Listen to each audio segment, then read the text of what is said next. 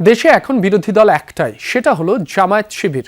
তারা এনসিপিকে সৃষ্টি করে জাতীয় রাজনীতিতে এনেছে, এমন মন্তব্য করেছেন পানি সম্পদ মন্ত্রী শহীদ উদ্দিন চৌধুরী অ্যানি। মঙ্গলবার বিকেলে লক্ষ্মীপুরে জেলা বিএনপির উদ্যোগে আয়োজিত জুলাই সমাবেশে অংশ নেন তিনি। এ সময় মন্ত্রী বলেন, প্রতিনিয়ত প্রধানমন্ত্রী তারেক রহমানকে নিয়ে অশালীন মন্তব্য করা হচ্ছে। যারা স্বাধীনতার সময় বাংলাদেশের বিপক্ষে ছিল, তারাই নাসির উদ্দিন পাটোয়ারিকে তৈরি করেছে। অ্যানি বলেন, জামায়াত শিবিরের নেতৃত্বে একাকার হয়ে গেছে এনসিপি।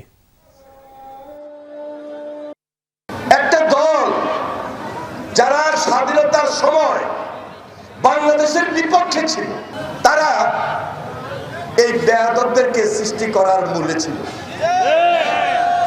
আজকে তারা এই বাংলাদেশে বেয়াদব তন্ত্র নাজিল করেছে।